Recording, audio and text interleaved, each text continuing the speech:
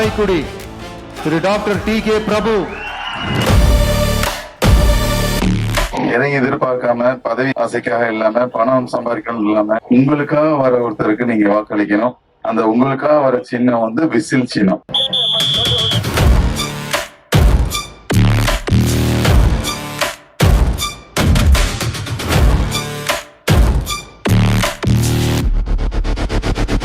Welcome to Imperfection on Road Vidan Election Express 2026 powered by Chennai Silks, associate sponsor Boomer Session Industries, vehicle partner Mahindra. இப்போ நம்ம காரைக்குடி சட்டமன்ற தொகுதியில் இருக்கோம். காரைக்குடி ஒரு star தொகுதியாகவே மாறி இருக்கு. அதற்கு காரணம் வந்து நாம் தமிழர் கட்சியுடைய ஒருங்கிணைப்பாளர் சீமான் வந்து போட்டிடுறாங்க. அதே மாதிரி திமுக கூட்டணியில காங்கிரஸ் கொடுக்கப்பட்டிருக்கு, மாங்குடி வந்து போட்டிடுறாங்க. என்டிஏ கூட்டணியில் இருக்கிற அமமுக கொடுக்கப்பட்டிருக்கு, தேர்போகி பாண்டி போட்டிடுறாங்க. இதெல்லாம் தாண்டி டிவிகே சார்பாக டாக்டர் டி.கே. பிரபு வந்து போட்டிடுறாங்க. 4 முனை போட்டியா வந்து போய்கிட்டு இருக்கு காரைக்குடி சட்டமன்ற தொகுதிங்கிறது. இப்போ நம்ம காரைக்குடியில் வந்து மக்கள்கிட்ட கருத்து கேட்டுக்கிட்டு இருந்தோம். இங்க வந்து டிவிகே வேட்பாளர் டாக்டர் பிரபு மக்கள்கிட்ட பிரச்சாரம் பண்றது கிளம்புறதா சொல்றாங்க. அவர்கிட்டயும் நம்ம பேசுவோம். அவர் என்ன மாதிரி ஸ்ட்ராட்டஜிலாம் வச்சிருக்காரு இந்த 3 பேரை வீழ்த்துறதுக்கு, களம் எப்படி இருக்குங்கிறத அவர்கிட்ட கேட்போம் வாங்க. லஞ்சம் வாங்கல, ஊழல் பண்ணல, திருடல, போதை கலாச்சாரத்தை கொண்டாடல, சட்டம் ஒழுங்கு சீர்கெடுக்கல, இதெல்லாம் எதுவுமே பண்ணாத ஒரு கட்சி, ஒரு தலைவர் வரும்போது எதை வச்சு விமர்சனம் பண்ணுவாங்க? இதெல்லாம் தாண்டி நம்ம போறப்பவே தெரியுது, ஏதோ ரோலர் கோஸ்டர் போற மாதிரி இருக்கு. ரோடு சரியில்லைங்கிறத விட முக்காவாசி ஊர்ல ரோடே இல்லையே. உங்களை மாநகராட்சி அறிவிச்சிட்டோம், அதனால இனிமே உங்களுக்கு 100 நாள் வேலை திட்டம் கொடுக்க முடியாதுன்னு சொல்றதுதான் இந்த இடத்துலங்க. எவ்வளவு போராடி பார்த்தாங்க, அதுக்கு செவி கொடுத்து கூட யாரும் கேட்கற மாதிரி தெரியல. மக்களே பதில் சொல்றாங்க. உங்களுக்கு ஒவ்வொரு கேள்விக்கும் பதில் மக்களே சொல்றாங்க. நீங்க வரும்போது கேட்டீங்க இந்த கேள்விய, காரை விட்டு இறங்கணும் மக்கள் சொன்னாங்க. என்னைக்கு தலைவர் இதுதான் நம்ம சின்ன அறிவிச்சாரு, அடுத்த நிமிஷமே உலகம் பூரா போய் சேர்ந்தது சின்ன. இவ்வளவு சீக்கிரம் ஒரு சின்னம் வந்து மக்களை சென்றடைகிறது வரலாற்றுல இதான் முதல் முறையா இருக்கு. பிரேக்குங்கிறதே கிடையாது, உச்சி வெயில் அடிச்சுக்கிட்டு இருக்கு. பிரேக் 23ஆம் தேதிக்கு அப்புறம் எடுத்துக்கலாம். தலைவர் முதலமைச்சர் ஆக்கியே தீரணும் முடிவோட வந்திருக்கோம்.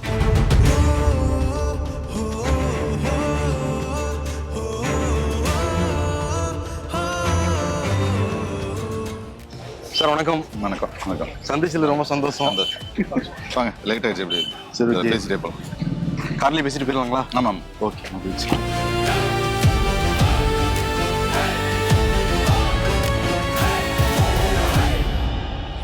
சார் உங்களை சந்திச்சதுல ரொம்ப சந்தோஷம் எனக்கு. அவங்களோட பேட்டியெல்லாம் பார்த்தேன். 1952 தாத்தா முதல் முறை எம்எல்ஏ ஆனவர். கிட்டத்தட்ட அரசியல் பாரம்பரியம் இருக்கு உங்க குடும்பத்துக்கு. மக்கள் களப்பணியிலும் இருந்திருக்கீங்க. காரைக்குடியில் ரொம்ப ஃபேமஸான டாக்டரும் கூட நீங்க. எப்போ முடிவு பண்ணீங்க நீங்க அரசியல் வரணுங்கிறது? எந்த நொடியில டாக்டர் அரசியல்வாதி? அரசியல்ல வந்து மக்களுக்கு நல்லது செய்யணுங்கிறது எப்போதுமே இருந்த ஒரு விஷயம்தான். பட் அதுக்கான கரெக்டான ஒரு பிளாட்ஃபார்முக்காக வெயிட் பண்ணிட்டு இருந்தேன். என்னைக்கு தலைவர் வந்து தமிழக வெற்றிக்கெல்லாம் ஒரு கட்சி ஆரம்பிச்சிருக்கேன்னு சொன்னாரோ அன்னைக்கே டிசைட் பண்ணிட்டேன் நமக்கான தலைமை இதுதான். ஏன்னா ஒரு பேகேஜ் இல்லாத ஒரு தலைவர் வரும்போது மக்களும் ஏற்றுக்குருவாங்க, எங்களை மாதிரி உள்ளவங்களும் சந்தோஷமா பயணிப்பாங்க அப்படிங்கிற ஒரு காரணம் தான். தாத்தா வந்து காங்கிரஸ்ல வந்து இருந்தவர். நிறைய கட்சிகள் உங்க ஃபேமஸான டாக்டர் அப்ரோச்லாம் வந்து பண்ணியிருப்பாங்க, நிச்சயமா கட்சிக்கு வந்து ஜாயின் பண்ணுங்க அப்படின்ட்டு. பட் நீங்க வந்து டிவிகே சூஸ் பண்ணதுக்கான காரணம் என்ன? இன்னைக்கு நாட்டுக்கு சுதந்திர போராட்டத்தப்ப தேவைப்பட்டது அந்த கட்சி, அதனால எங்க தாத்தாலாம் அதுல பயணிச்சாங்க. இன்னைக்கு நம்ம நாட்டுக்கு தேவைப்படுற தலைவரும் அவரோட கட்சியில சேர்றதுதான் அப்ராப்ரியேட்டுங்கிறது என்ன மாதிரி பொதுமக்களோட எண்ணமும் அதுதான் கூட. பொதுவா வந்து விஜய் மேல பல விமர்சனம்லாம் கூட வைப்பாங்க. உங்க மேல காரைக்குடி மக்களுக்கு பெரிய விமர்சனம்லாம் எதுவும் இருக்க போறது இல்லை. நிச்சயமா அவ்வளோ பேஷன்ஸும் கூட கிட்டத்தட்ட ஃபேனே வந்து சொல்லலாம். இப்போ நீங்க இந்த பொது பணியில வர்றப்ப, அரசியல் பணியில வர்றப்ப நிச்சயம் விமர்சனங்கள்லாம் வரும் உங்க மேல. கண்டிப்பா. என்ன சொன்னாங்க உங்க கூட நிறைய பழகுறவங்க? என்னப்பா நீ சொன்னாங்க, என்ன சொன்னாங்க? ஃபர்ஸ்ட் ரியாக்ஷன் தான் நினைச்சோம், குடும்பத்தை தாண்டி வெளியிலிருந்து வர மக்கள் விமர்சனம் பண்றவங்க மேல நம்மளோட வெல் விஷஸ் எல்லாம் கோவப்பட்டாங்க. பட் அதுல அர்த்தமே இல்லை. ஏன்னா ஒன்ஸ் பொது வழியில வந்துட்டா இந்த மாதிரி எல்லா விமர்சனங்களும் வரத்தான் செய்யும். ஏன்னா தனி மனிதன் இல்லை, பொது வாழ்க்கைன்னு நம்ம அர்ப்பணிச்சிட்டாலே பொதுவாக உள்ளவங்க கிரிட்டிசிசம் விமர்சனம் இது பண்ண தானே செய்வாங்க. அதுலேருந்து என்ன கற்றுக்கலாங்கிறதா என்னுடைய விமர்சனன்ற பேரில் அவங்களோட வன்மத்தை சொல்லும்போது 95% 98% அதில் உண்மை இல்லாமல் இருந்தாலும் ஏதோ ஒரு விஷயம் நம்ம அவங்கள்ட்ட இருந்து கற்றுக்கலாம் அப்படிங்கிறது. சின்ன வயசுலேருந்து யாரோடைய விஜய் ரசிகர் தானே சின்ன வயசுல இருந்து? ஆமாம், அதனால தானே இமீடியட்டாக போய். எப்போ பார்த்தீங்க விஜய் ஃபர்ஸ்ட் டைம்? எப்போ மீட் பண்ணீங்க விஜய்? ஒரு 2.5 years முன்னாடி நேரடியாக பார்த்தது. கட்சி ஆரம்பிச்சதுக்கு அப்புறமா அதுக்கு முன்னாடிங்களா? ஆரம்பிச்சதுக்கு அப்புறம். அப்போவே சொன்னீங்களா இந்த மாதிரி நான் வந்து போட்டு உங்க சார்பா, உங்க கட்சி சார்பா, நம்ம கட்சி சார்பா போட்டியிட ஆர்வமா இருக்கேன்? போட்டியிடுங்கிறத விட மக்களுக்கு நல்ல சேவை செய்யணும், நல்லது செய்யணும்னு வந்திருக்கீங்க, உங்களுக்கு சப்போர்ட்டிவா நான் இருப்பேன் அப்படிங்கறத. அதுக்கு விஜய் ரியாக்ஷன் என்னவா இருந்துச்சு? உங்களை பத்தி முன்னாடி தெரிஞ்சு வச்சிருந்தாரு அவரு? இல்லை, என்னை பத்தி முன்னாடி பெருசா தெரியாது. பட் தலைவர் வந்து படத்தில் நடிச்சிட்டு இருக்கும்போதே வந்து லாஸ்ட் 30 வருஷமா மக்கள் இயக்கங்கள், ரசிகர் மன்றம் மூலமா நிறைய மக்கள் சேவைகள், உதவிகள் இதெல்லாம் பண்ணிட்டு இருந்தாங்க. அதை நான் பார்த்துக்கிட்டு தான் இருந்தோம். சிமிலர் விஷயம், சிமிலர் இன்ட்ரெஸ்ட் மக்களுக்கு. நம்ம ரிகார்ட்லெஸ் ஆஃப் ப்ரொஃபஷன் எந்த துறையில் இருந்தாலும் நம்ம மக்கள் சேவையும் பண்ணிகிட்டே இருக்கணும். பட் இன்னைக்கு தேவை வந்து அந்த பார்ட் டைம்னா பண்ணுறது தேவையில்லை. இங்கே வந்து ஒரு நல்ல தலைமை வேணும், மக்களுக்கு நல்ல ஒரு தலைவர் வேணும் அப்படிங்கிறதுனால ஒரு முழுமையாக தன்னை அர்ப்பணிச்சிருக்காரு இந்த மக்கள் சேவையில். அவரை ஃபாலோ பண்ணி என்ன மாதிரி இருக்க எல்லாருமே அவர் பின்னாடி வந்து நிற்கிறோம். ஓகே. இப்போ உங்க வேட்பாளரா நீங்க தான் நிக்க போறீங்கன்னு உங்களுக்கு எப்போ தெரியும்? காரைக்குடி தலைவர் அனௌன்ஸ் பண்ண, தலைவர் எப்போ மேடையில சொன்னாரோ அதுதான் அப்போதான் தெரியும். ஆனால் அதுக்கு முன்னாடி மக்கள் சேவைகள்லாம் பண்ணிட்டு தான் இருந்தீங்க. ஒரு தொலைநோக்கு திட்டமாக அதை வந்து எடுத்துக்கலாமா, இல்லை வந்து எது மக்கள் சேவைங்கிறது காரைக்குடியில் அங்கங்கே பல விஷயங்கள் மக்களுக்கு பண்ணிக்கிட்டு இருக்கிறது? கண்டிப்பா, அதாவது மக்கள் சேவை பண்ணிட்டு இருக்கோம். பட் ஒரு தனி மனிதனாவோ ஒரு ஒரு ஒரு ஒரு ஒரு துறை, மருத்துவத்துறையில் இருக்கு அப்படின்னா ஓரளவு என்ன மக்களுக்கு செய்ய முடியுமோ ஒரு லிமிட் இருக்கு. பட் முழுமையா நம்மளை அர்ப்பணிச்சு, மக்கள் சேவைக்கு அர்ப்பணிச்சு, அதுக்கான மக்கள் சேவை பண்றதுக்கான அந்த அதிகார மையத்துல இருந்தாதான் நம்ம முழுமையா அவங்களுக்கு ஃபேக்ட் தான் அது பண்ணலாம். பட் அதிகாரத்துக்கு வரப்பதான் இன்னும் கூட பண்ண முடியும். அந்த புரிதல் உங்களுக்கு இருந்தது. வீட்டுல என்ன சொன்னாங்க? வேட்பாளர் அறிவிக்கப்பட்டவனே தாத்தா இருந்திருக்காரு எம்எல்ஏவா, அடுத்து வீட்டுல இருந்து இன்னொருத்தர் கேண்டிடேட்டா அனௌன்ஸ் பண்ணோன்னே எப்படி இருந்தது? வீட்டுல அப்பா ரியாக்ஷன் என்னவா இருந்துச்சு? வீட்டுல என்ன சொன்னாங்க? ரொம்ப அப்ரிஷியேட் பண்ணாங்க, சந்தோஷப்பட்டாங்க. அப்பா, அம்மா, சித்தப்பா, சொந்த பந்தங்கள், முக்கியமா வந்து என்னோட ஒய்ஃப், பசங்க, அவங்களோட சப்போர்ட் இல்லாம இதை பண்ண முடியாது. ஸோ அந்த விஷயத்துல முழுமையான சப்போர்ட்டா இருந்தாங்க. நான் எதை நோக்கி போறேங்கிறது அவங்க புரிஞ்சுக்கிட்டாங்க. ஸோ அதனால சப்போர்ட் பண்ணாங்க. இப்போ வேட்பாளர் அறிவிக்கிறப்பதான் எனக்கே தெரியும் நீங்க வந்து சொன்னீங்க. அறிவிச்சு அடுத்த நாள் இருந்து ஃபீல்டுக்கு வந்துட்டீங்கன்னு நினைக்கிறேன். உங்க பேஜஸ்ல பாக்குறப்ப கலெக்ட் பண்ணி வந்து சோசியல் மீடியால பார்க்க முடியுது. மக்கள் என்ன சொல்றாங்க? தொகுதி மக்கள் ஃபீல்ட்ல தான் நான் எப்போதுமே இருக்கேன். புதுசா ஒன்றும் ஃபீல்டுக்கு வரல, ஃபீல்ட்ல தான் இருக்கோம். மக்கள் என்ன கேட்குறாங்க? காரைக்குடி மக்கள் அவங்களோட குறைகளை சொல்றாங்கிறத விட அதை வந்து ஒரு கம்ப்ளைண்ட் அவங்க சொல்றதை விட இதை சரி பண்ணி கொடுங்க அப்படின்னு உரிமையோட சொல்றாங்க. ஸோ அப்போ ஒரு நம்பிக்கை இருக்கு, நம்ம தலைவர் ஆட்சி அமைப்பாரு, நம்ம கட்சியில் உள்ள எல்லாரும் ஜெயிச்சு சட்டசபைக்கு போவாங்க, நம்மளுடைய குறைகள் வந்து கேட்கப்படுங்கிற நம்பிக்கையில தான் வந்து சொல்றாங்க. ஓகே.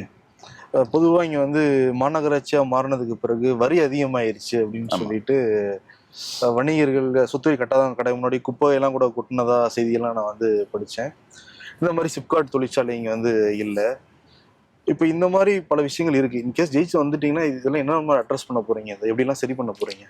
திடீர்னு வந்து ஒரு இவ்வளோ பெரிய அறிவிப்பு வந்து கொடுத்ததே தவறு. ஏன்னா வந்து மாநகராட்சின்னு அவங்க அறிவிச்சதுக்கு அப்புறம் இவ்வளோ வரி உயர்வு. ஆனால் நம்ம லோக்கல் எக்கனாமி, வாழ்வாதாரத்தை இம்ப்ரூவ் பண்ணாம வரியை மட்டும் கூட்டினா அது எவ்வளோ பெரிய சுமையா இருக்கும். ஒரு சின்ன பிஸ்னஸ் பண்ணுவாங்க, அவங்களுக்கு 4 மடங்கு வரி கொடுதுன்னா எப்படி அவங்களால பண்ண முடியும்? பெரிய பிஸ்னஸ் பண்றவங்களுக்கும் மிகப்பெரிய பிரச்சனை. 1,00,000 மாநகராட்சி கட்டிக்கிட்டு இருந்தவங்க இன்னைக்கு 4,00,000 கட்ட வேண்டியது இருக்கு. ம், ம். 1,000 கட்ட வேண்டியது கட்டிட்டு இருந்தவங்க 4,000 கட்ட வேண்டியது. ஸோ எல்லாருக்குமே எவ்வளவு பெரிய சுமையை வந்து கொடுத்தது ஒரு நியாயம் இல்லைங்கிறது தான் இது. நான் எங்க தலைவர் முதலமைச்சர் ஆனதுக்கப்புறம் அவர்கிட்ட வைக்க போற கோரிக்கை, இந்த வரி விலக்கு வந்து ஒரு 3 வருஷத்துக்காச்சும் கொடுக்கணும் இந்த காரைக்குடி மாநகராட்சி மக்களுக்கு. லோக்கல் மேனுஃபேக்சரிங், இது ஜாப்ஸ், பெண்களுக்கு எல்லாருக்குமே வேலை வாய்ப்பு இதெல்லாம் கிரியேட் பண்ணிட்டு எல்லாருடைய பொருளாதாரமும் மேம்படும் போது அப்போ வந்து வரி கூட்டுறது ஓகே. பொருளாதாரமே மேம்படாம இருக்கப்ப வரி கூட்டுங்கிறது வந்து எந்த விதத்துல நியாயம்? ஆனால் வரியை மட்டும் நம்ம வந்து இந்த மக்களுக்கு தேவையானது வரியை குறைக்க சொல்றது அந்த மாதிரி சொல்றீங்களா? என்னென்ன ஒரு மாநகராட்சி ஆகணும்னா அந்த அந்த மாநகராட்சிக்கு ஒரு இடத்த மாநகராட்சின்னு அறிவிக்கணும்னா குறிப்பிட்ட நிலப்பரப்பும் குறிப்பிட்ட மக்கள் தொகையும் இருக்கணும். அப்பதான் அது மாநகராட்சின்னு அறிவிக்க முடியும். அந்த நிலப்பரப்புக்காக என்ன செஞ்சாங்கன்னா சுத்தி இருக்க ஊராட்சி ஒன்றியங்களை காரைக்குடி மாநகராட்சியில இணைச்சிட்டாங்க. இப்போ வந்து மாநகராட்சின்னு சொல்லிட்டாங்க. அந்த கிராமங்கள்லாம் வந்து 100 நாள் வேலை திட்டம்னு ஒண்ணு இருந்துச்சு. அதை நம்பி பல பெண்கள், பலாயிரம் பெண்கள் இந்த காரைக்குடி மாநகராட்சி சுத்தி தெரிஞ்சிட்டு இருக்காங்க. இவங்க அறிவிப்பு வந்தோடனே அது ஆட்டோமேட்டிக்கா கட் ஆயிடுச்சு. அவங்க இப்ப திடீர்னு வேலைக்கு எங்கே போவாங்க, வருமானத்துக்கு என்ன செய்வாங்க, அதெல்லாம் கன்சிடரே பண்ணாம அதுக்கு ஆல்டர்னேட்டிவ் சொல்யூஷன் கொடுத்துருக்கணும்ல. கொடுக்காம அவங்களை மாநகராட்சி அறிவிச்சிட்டோம், அதனால இனிமே உங்களுக்கு 100 நாள் வேலை திட்டம் கொடுக்க முடியாதுன்னு சொல்றதுதான் எந்த விதத்துலங்க. எவ்வளவு போராடி பார்த்தாங்க, அதுக்கு செவி கொடுத்து கூட யாரும் கேட்கற மாதிரி தெரியல. குறிப்பா இந்த பகுதியில் நான் வந்து சிவகங்கை இந்த பகுதியில் நிறைய மக்கள்கிட்ட எல்லாம் கருத்தெல்லாம் கேட்டேன். போதைங்கிறது ரொம்ப அதிகமா இருக்கு அப்படின்னு வந்து சொல்றாங்க. டாஸ்மாக்ங்கிறது ஒரு பெரிய பிரச்சனையா வந்து சொல்றாங்க. அதெல்லாம் கட்டுப்படுத்துறதுக்கு ஏதாவது திட்டங்கள் வச்சிருக்கீங்களா காரைக்குடியில? நிறைய இருக்கு. அதாவது போதைங்கிறது வந்து மது மட்டும் இல்ல, அதை தாண்டி பல விஷயங்கள் இப்ப ஊருக்குள்ள வந்துருச்சு. அது கிராமங்கள் வரைக்கும் போயிருக்கிறதா போயிடுச்சு. சிறுவர்கள் கையில எல்லாம் ரொம்ப சுலபமா கிடைக்கிற அளவுக்கு அந்த சமூக விரோதிகளோட நெட்வொர்க் வந்து அவ்வளவு இதுவா எக்ஸ்பேண்ட் ஆயிருக்கு. அதை முதல்ல அதுதான் எங்க தலைவரோட முதல் நடவடிக்கையா இருக்கும். ஏன்னா அது சார்ந்ததுதான் பெண்கள் பாதுகாப்புங்கிற ஒரு விஷயம். ஸோ அது ரெண்டாவது இளைஞர்கள் முன்னேற்றம், இது எல்லாமே அதை சரி பண்ணாதான் எல்லாத்தையுமே சரி பண்ண முடியும். ஸோ அதுக்கான அனைத்து செயல் திட்டத்தையும் எங்க தலைவர் முதலமைச்சர் செய்வாங்க. அதை நம்ம ஊர்லயும் அதை ஃபாலோ பண்ணுவோம்.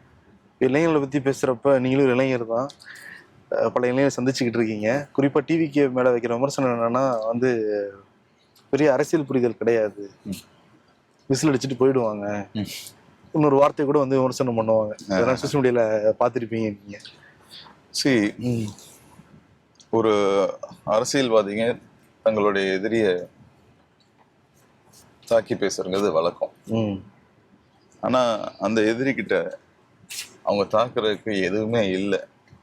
ஏன்னா இவங்க லஞ்சம் வாங்கல, ஊழல் பண்ணல, திருடல, போதை கலாச்சாரத்தை கொண்டாடல, சட்டம் ஒழுங்க சீர்கெடுக்கல, இதெல்லாம் எதுவுமே பண்ணாத ஒரு கட்சி, ஒரு தலைவர் வரும்போது எதை வச்சு விமர்சனம் பண்ணுவாங்க? அவங்க இந்த மாதிரி தனிநபர் தாக்குதல், இந்த மாதிரி சிறுமைப்படுத்துறது, இது மாதிரி விஷயங்களை தான் அவங்க கையில எடுத்து இது காலங்காலமா பண்ணிக்கிட்டு இருக்காங்க. இது புரட்சி தலைவருக்கும் பண்ணாங்க, இந்த மாதிரி வர எல்லாருக்குமே இதை பண்ணியிருக்காங்க. நம்ம வரலாறு எடுத்து பார்த்தாலே தெரியும். அவங்களுக்கு கிரிட்டிசைஸ் பண்றதுக்கு வேற ஒண்ணுமே இல்லை. ஸோ தனிநபர் தாக்குதல், அவங்களுடைய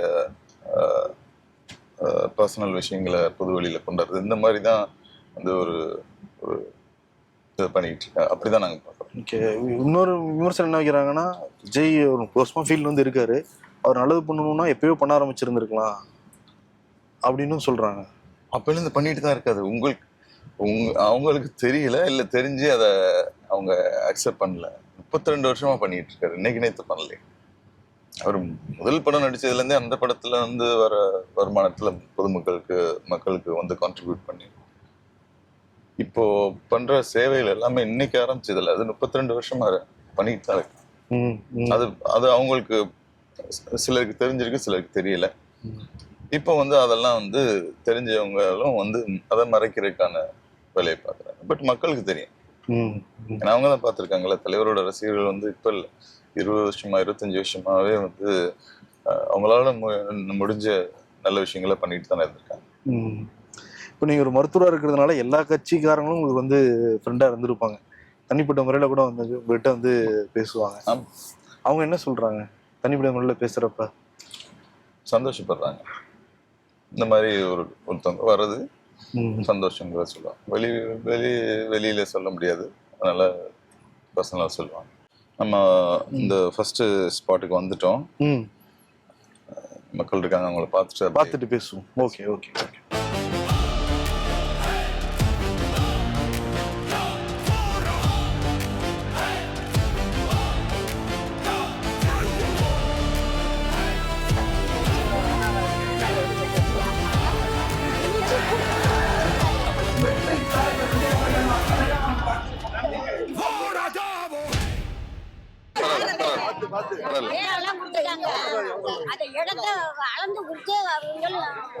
சார் நாங்க கண்டிப்பா உங்களை கண்டிப்பா ஓட்டு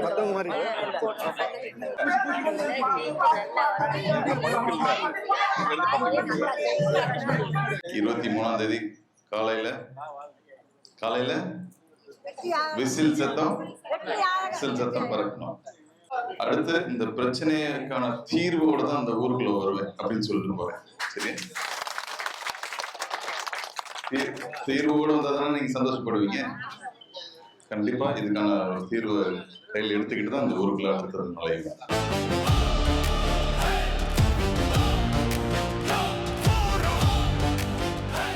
நீங்க கேட்ட கேள்விக்கு பதில் கிடைச்சிருச்சா? மக்கள் என்ன சொல்றாங்கன்னு கேட்டீங்கல்ல, பாத்தீங்களா? வேட்டைக்காரன் பட்டி மக்கள் அம்மாவும் வரவேற்பு கொடுத்துருக்காங்க. அதான் இப்பவே பல கோரிக்கைகள்லாம் வருது. என்ன மாதிரி கோரிக்கைகள் இருக்கு? இவ்வளவு பிரச்சனை இருக்கு இந்த ஒரு கிராமத்துல மட்டும். இப்பவே ஒரு பெரிய பண்டல் சேர்ந்துருக்கீங்க சார் இவ்வளவு நாள்ல. Okay okay okay. பொதுவா என்னன்னா டிவிக்கு மேல வைக்கிற இன்னொரு குற்றச்சாட்டு என்னன்னா, இங்க களப்பணியாளர்கள் கிடையாது, பூத் கமிட்டிக்கு போறதுக்கு ஆள் இல்லை அப்படின்னு. கூட போடுறப்ப பார்க்க முடியுது என்னால விஷுவலா. அதை சில களப்பணி பண்றதுக்கு தமிழகத்துல இருக்க கட்சிகள்ல ரொம்ப ஸ்ட்ராங்கான கட்சினா டிவிக்கே தான். ஏன்னா அவ்வளவு நிர்வாகிகள் இருக்காங்க. நிர்வாகி மட்டுமே 3 லட்சம் பேருக்கு மேல இருக்கு. இந்த தொகுதியிலே வந்து நிர்வாகி மட்டுமே 3000. எந்த கட்சியிலும் இது கிடையாது. நிர்வாகிகள் பட்டியல், பூத் கமிட்டி மெம்பர்ஸ் பட்டியல் எல்லாம் ரெடியா இருக்குங்களா? எல்லாமே ரெடியா இருக்கு. இங்க வந்து ஒரு 4 முனை போட்டி, எல்லா பக்கமும் 4 முனை போட்டி தான். இங்க வந்து குறிப்பா பாக்குறப்ப இப்ப இருக்கிற எம்எல்ஏ மாங்குடி, தேர்போகி பாண்டி போன முறை நல்ல வாக்குகள் வந்து வாங்கியிருந்தாரு. சீமான் வந்து போட்டிடுறாரு. இப்ப நீங்களும் போட்டிடுறீங்க. எப்படி பாக்குறீங்க இந்த 4 முனை போட்டியை? உங்களுக்கான வெற்றி வாய்ப்பு எப்படி இருக்கு? நம்ம பாக்குறது மக்களை மட்டும்தான் பாக்குறோம். அவங்க என்ன நினைக்கிறாங்கிறது 4ஆம் தேதி தெரியும். சில வேட்பாளர்கள் வந்து நான் ஜெயிப்பேன், ஆனா அதிகமான வாக்கு வித்தியாசத்துல ஜெயிக்கணும்னு சொல்லிட்டு வேலை செய்வாங்க. உங்களுக்கு அந்த மாதிரி இலக்கு ஏதாவது வச்சிருக்கீங்களா? அதாவது ஜெயிச்சிருவோங்கிறது தெரியும். தலைவர் ஆல்ரெடி ஜெயிச்சிட்டாரு, மக்களோட மனசுல ஜெயிச்சிட்டாரு. ஜெயிச்சிருவோங்கிறது தெரியும். பட் எங்களுடைய ஆசை என்ன, அது ஒரு வரலாற்று சாதனையா இருக்கணும் அந்த நம்பர்ஸ். அதுக்கு தான் ஒர்க் பண்ணிட்டு இருக்கோம். இப்போ பொதுவாக பெண்கள் நிறைய கோரிக்கைகள் சொல்ற மாதிரி இருக்கு உங்ககிட்ட. நான் 2 ஸ்பாட் நான் வந்து பார்த்த வரையும் அவங்க என்னென்ன கோரிக்கைகள் வைக்கிறாங்க? அதிகபட்ச கோரிக்கைகள் என்ன பார்த்துருக்கீங்க பெண்கள்கிட்ட இருந்தா நீங்க? இங்க இப்ப இந்த கிராம பகுதிகளில் பார்த்தீங்கன்னா மின்சாரம் ஒரு மிகப்பெரிய பிரச்சனையா இருக்கு. குடி தண்ணீர் ஒரு பெரிய பிரச்சனையா இருக்கு. மின்சார பிரச்சனைனா கிடைக்கிறது மின்சாரமே வரலையா இல்ல கரண்ட் அடிக்கடி சில கிராமங்கள்ல, இது எங்க ஊர்ல அதுக்கு பேர் அறக்கரண்ட்னு சொல்லுவாங்க. அறக்கரண்ட் என்னன்னா, லைட் டிம் ஆரியும், ஃபேன் ஸ்லோவா ஓடும், ஃப்ரிட்ஜு இதெல்லாம் வேலை செய்யாது. இன்னொன்று கரண்ட் போச்சுன்னா ஒரு 3 நாளைக்கு வராது. அந்த மாதிரி பிரச்சனைகள் இருக்கு. குடிதண்ணீர் பிரச்சனை இந்த காரைக்குடி தொகுதியில சுத்தி உள்ள கிராமங்கள்ல கிட்டத்தட்ட 800க்கும் மேற்பட்ட கிராமங்கள்ல, குக்கிராமங்கள்ல குடிதண்ணீர் பிரச்சனை இருக்கு.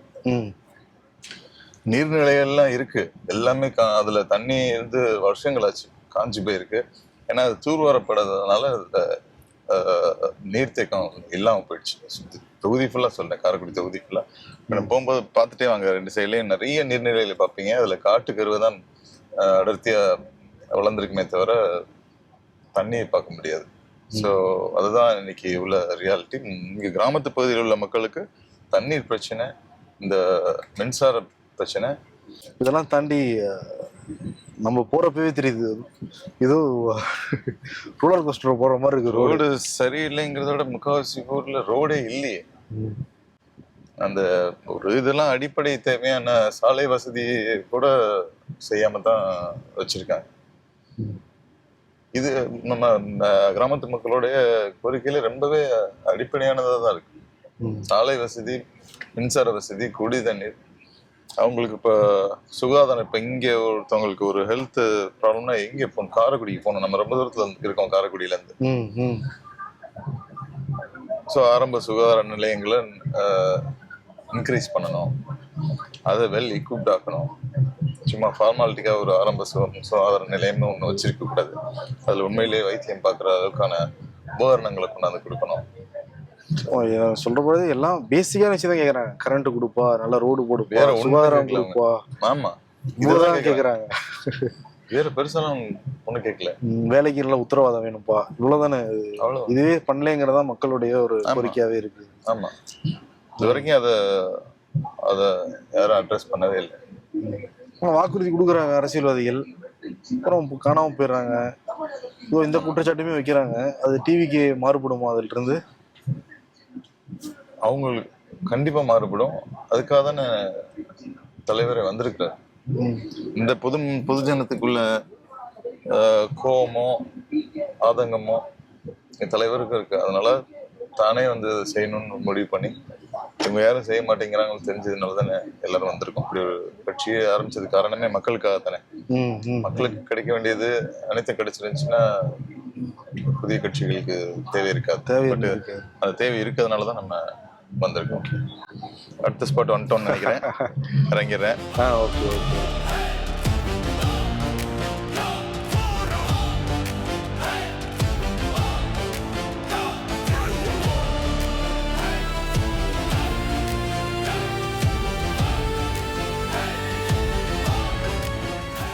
இப்ப நீங்க வரும்போது கேட்ட கேள்விக்கெல்லாம் மக்களே பதில் சொல்றாங்க.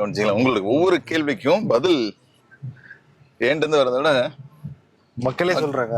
நீங்க வரும்போது கேட்டீங்க இந்த கேள்விய, காரை விட்டு இறங்கணும்னு மக்கள் சொன்னாங்க. என்ன தேவைப்படுதுன்னு கேட்டீங்கல்ல, பெருசாலாம் ஒண்ணும் கேட்கல. ரோடு கேக்குறாங்க. 15 வருஷமா அந்த ரோடு போடாம வச்சிருக்காங்க. 15 வருஷமா சொல்றாங்க. மழை பெஞ்சா முட்டி வரைக்கும் தண்ணி வருது அந்த ரோட்ல, பெருக்க ரோட்ல. மே மாசம் 24ஆம் தேதி திருவிழான்னு சொல்றாங்க. திருவிழால அந்த ரோட்ல எப்படி மக்கள் நடந்து போக முடியும்? எப்படி அந்த திருவிழா செலிப்ரேட் பண்ண முடியும்? இப்படி இருந்துச்சுன்னா ரோடு. இப்போ இங்க இருக்க சிட்டிங் எம்எல்ஏ மாங்குடிக்கு எவ்வளவு மார்க் போடுவீங்க போட்டா? அவருக்கு மார்க் நான் போடக்கூடாது, மக்கள் போடுவாங்க. அந்த 4ஆம் தேதி வரும் மார்க். 23ஆம் தேதி போட்டுருவாங்க. அது நான் சொல்றத விட மக்கள் சொல்றதாங்க. இப்ப இளைஞர்கள் ஆதரவு தான் இருக்குங்கிற மாதிரி சொல்லப்படுது. இப்போ நான் 3 பாயிண்ட்ல பார்த்தா நிறைய பெரிய அம்மாக்கள்லாம் வந்து நின்றுக்கிட்டு இருந்தாங்க. அதாவது அதெல்லாம் வந்து கட்டமைக்கப்படுற ஒரு விஷயம்.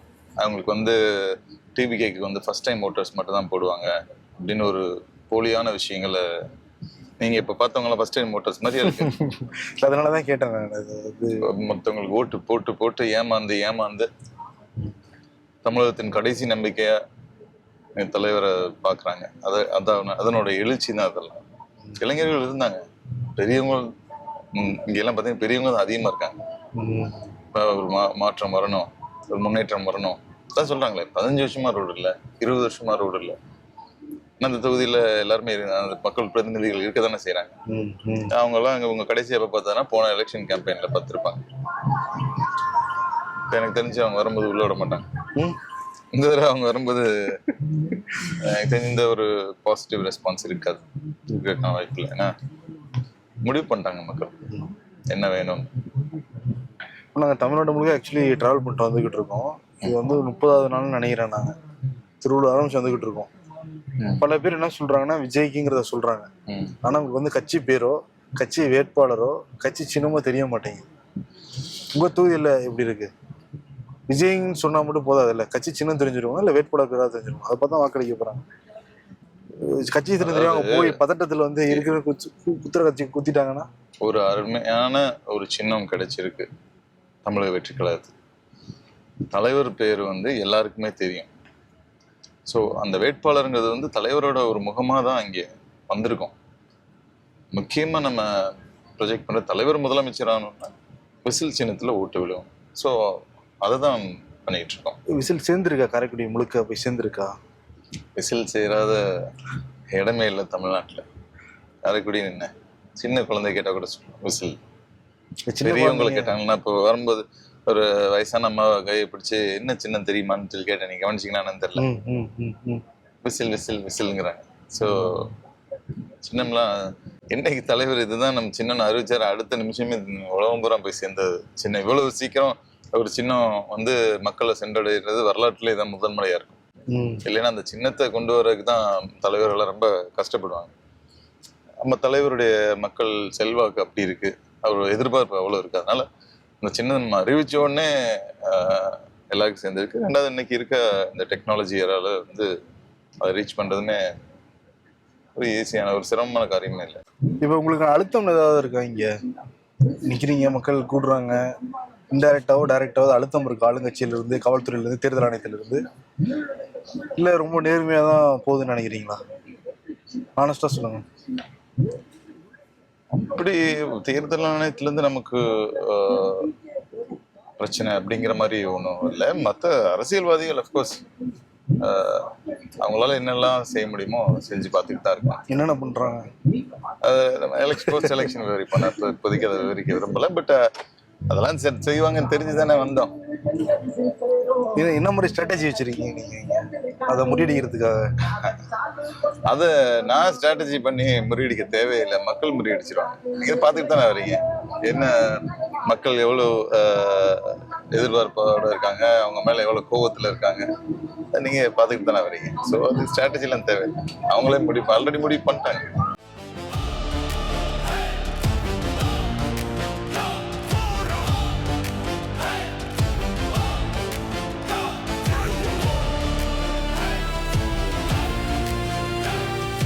பிரேக்குங்கிறதே கிடையாது, உச்சி வெயில் அடிச்சுக்கிட்டு இருக்கு. பிரேக் 23ஆம் தேதிக்கு அப்புறம் எடுத்துக்கலாம். தலைவர் முதலமைச்சர் ஆக்கியே தீரணும்னு முடிவோட வந்திருக்கோம். அரசியல்ல உங்க ரோல் மாடல் யாரு? எங்க தலைவர். அரசியல் கட்சி ஆரம்பிச்சு ஒரு 2 வருஷம் தான். பட் எங்களை பொறுத்த வரைக்கும் அரசியல்ங்கிறது மக்கள் பணி, மக்கள் சேவை, அதுக்கு பேர் தான் அரசியல். உண்மையிலேயே அப்படிதான் இருந்துச்சு. அது இடைப்பட்ட காலத்துல ரொம்ப அது மாத்திட்டாங்க.